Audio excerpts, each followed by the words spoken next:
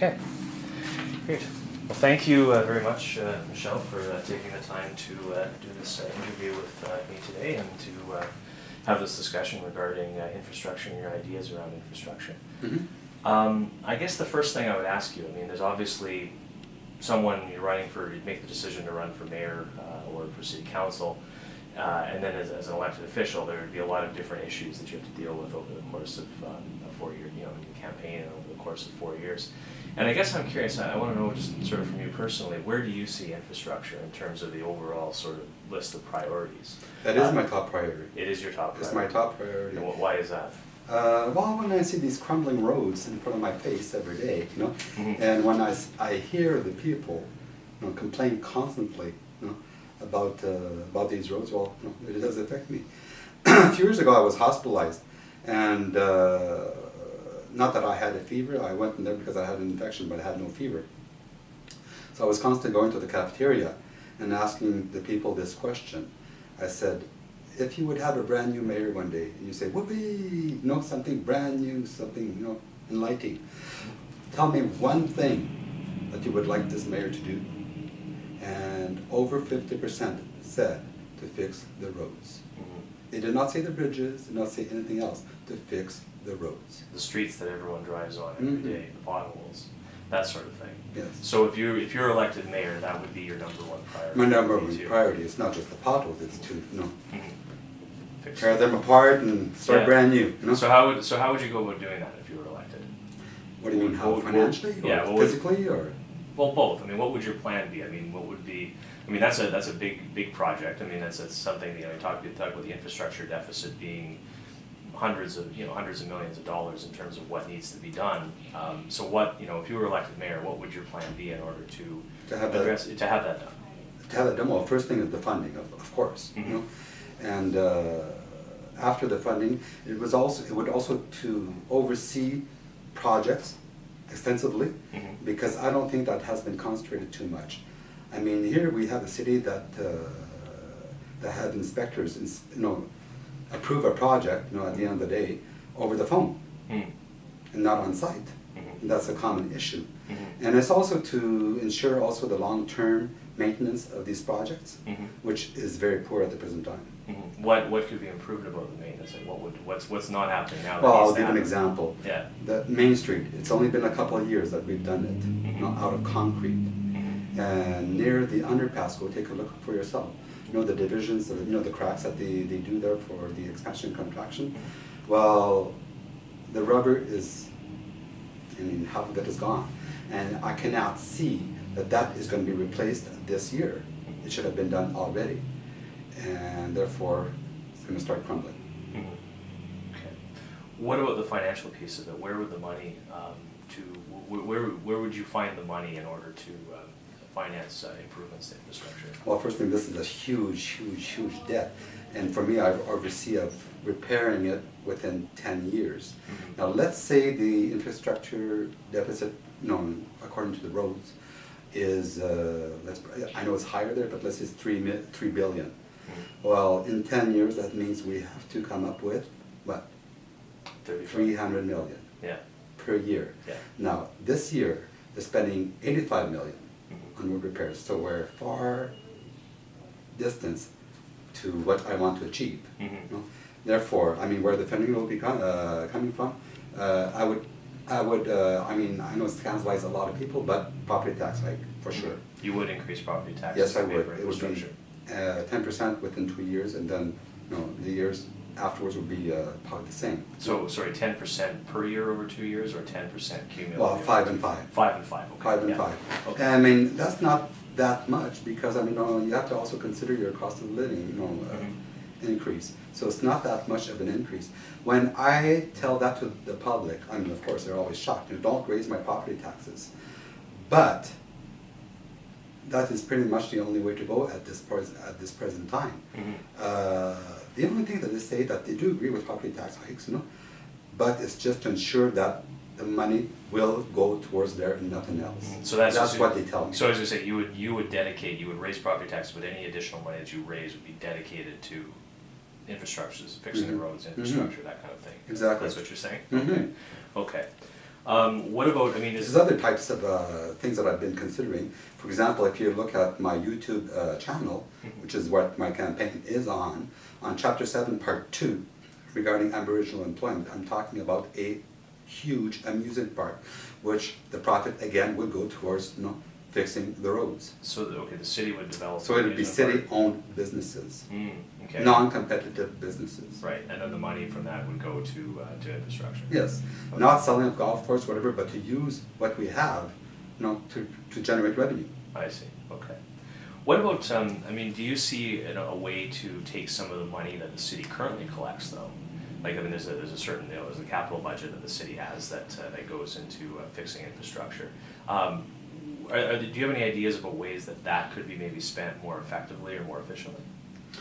Well, when I look at what happens in the city, I mean, it seems as if they are concentrating more on fixing areas, certain areas, rather than fixing what is needed. Can you elaborate on? Well, take a look at our streets downtown. Take a look at Portage Avenue, right? And look at what they're doing on Route 90. Now, which one would you think is priority when you look at the status of our roads? Take a look for yourself. And then which one would you prioritize? Okay. So which one would you prioritize? Well, when you have cracks measuring 5 inches, on each side, and when you see, Route 90, which, yes, I mean, you have the wheel wells, but I mean, they're only like an inch deep, but they're resurfacing. Well, then you tend to wonder why. So that area is, in your mind, is being prioritized over. Well, the several areas are being prioritized rather than where it is needed. The entire North End is in trouble. In terms of the condition of the streets? Of course. Yeah, okay. I mean, take a look. I mean, everyone has eyes. Yeah, sure, okay. Okay. What about, there's a balance between, it sounds like a lot of the things that you're talking about, focusing on are sort of about fixing the existing roads and fixing the existing issues that we're having with the surface of roads right now. But what about new infrastructure? It's not only services, isn't it? It's not only services. There's some areas that have to be replaced totally. But I'm thinking in terms of existing, like you're talking about fixing existing infrastructure. What about new infrastructure? Like, what about do you have any?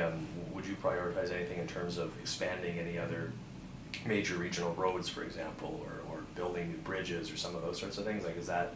One area would be widening Route 90. I mean, that's one of the. I can see that the need of it. I mean, if you go on Route 90 in rush hour, it's pretty bad. So that would be one.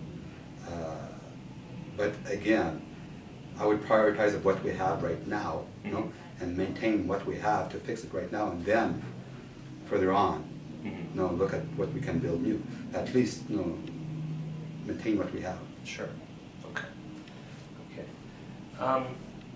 One of the ways that some infrastructure ends up getting built is through public-private partnerships, or P3s. Is that something that you would be in favor of looking at, especially for larger capital projects? I've looked into it, and I still have not made my decision, because there's pros and cons of P3s, and there's also certain projects that it's more suitable for. But the thing is, I have to study it more before I make any decision. Which projects do you think it would be more suitable for? Like I said, I have to study it more. Okay, you are. Okay, fair enough. How would you improve infrastructure planning in the city? I mean, talking about the financing a little bit. What about the actual planning process in terms of being able to sort of identify over a 2-year, 5-year, 10-year, 20-year period kind of what needs to be done? How would you go about improving that process? Well, that has a lot to do with working with our provincial government. I mean, they do have experts, that plan, for let's say traffic flow, and building bridges, whatever. I mean, you are in partners with the province. The things like, you have to work with them, because if you start working against them, well, then things don't go too far. And when you say working with them, like what are you doing in that respect? Is it kind of planning, or is it about financing, or do you just sort of, what do you have in mind in terms of how that relationship would work? Well, first thing, I mean, as mayor, I'd still have the final call, I would say, But to understand their plan, to understand their logic, behind their plan, and to see if it would be absolutely suitable towards the time, and the location. Okay.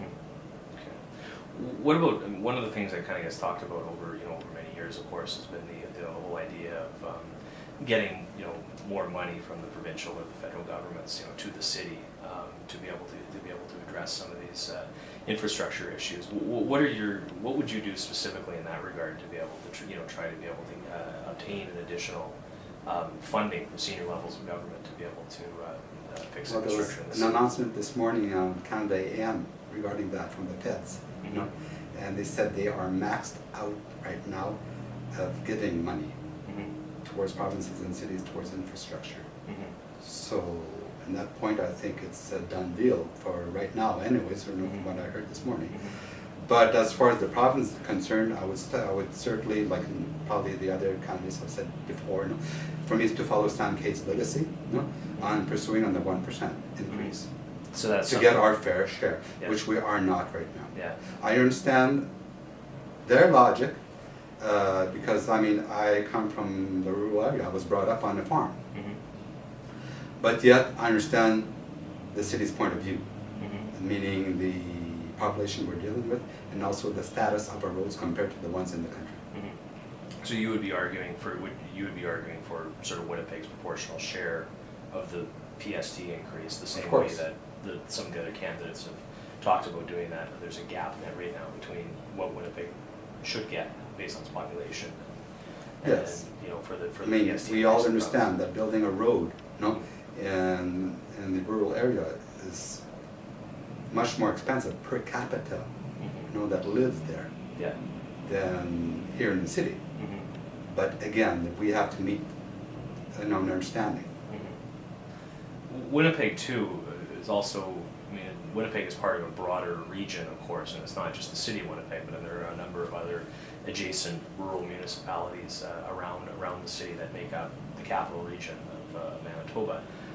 What would you do specifically with respect to the planning and improvement of regional infrastructure on a regional basis with those other local governments, and then of course I guess the province would also be part of that as well? Well, yeah, you have to work with the province. Everything is linked together. Our road system is all linked together and it has to flow.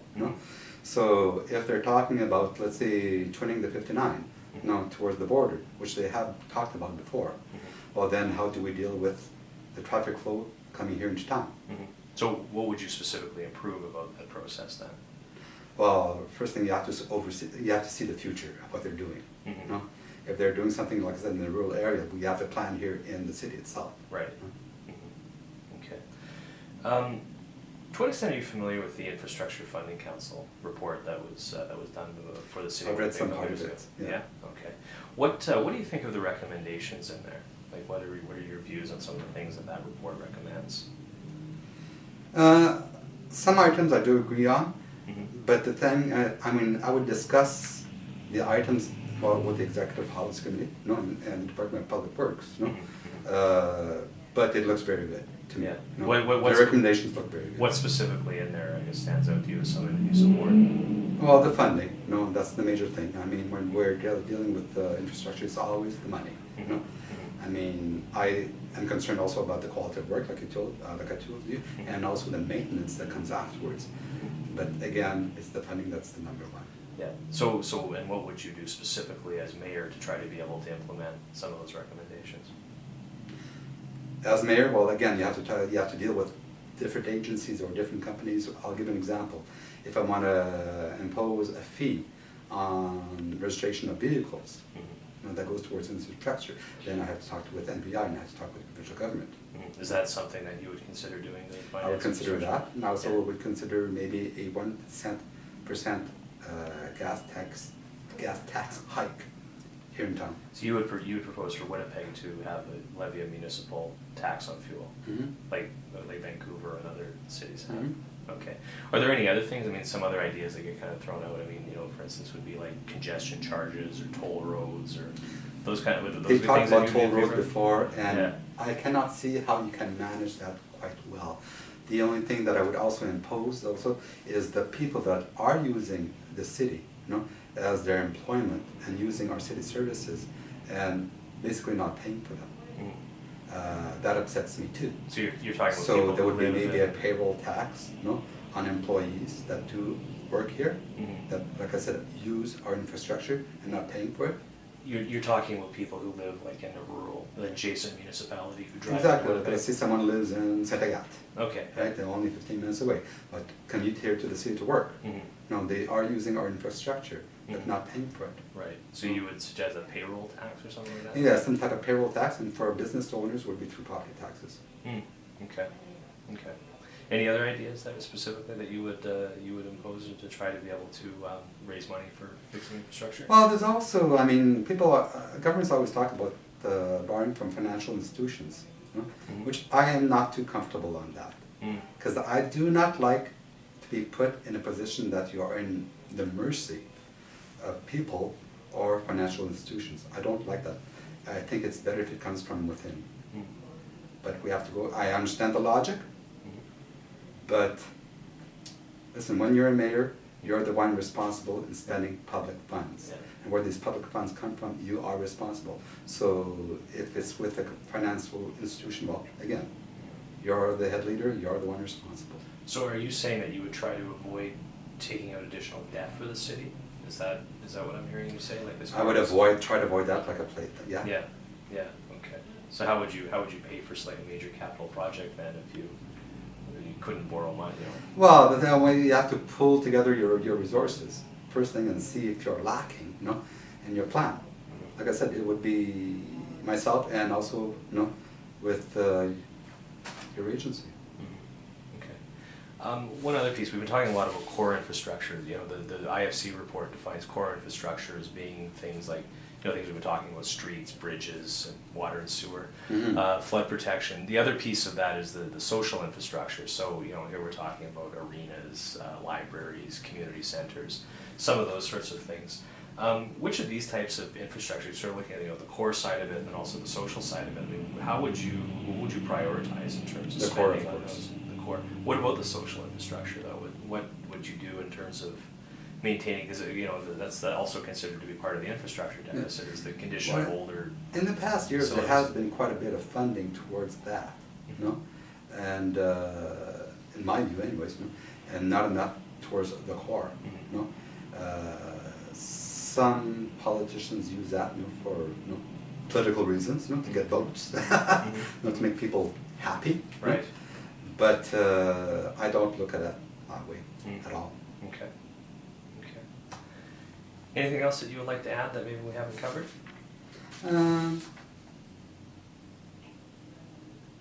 No, that is my main objective in my campaign, is to fix these roads, and that is what I'm going to do, and I give myself a 10-year plan. Okay, great. Thank you very much for doing this today. I really appreciate it. Yeah.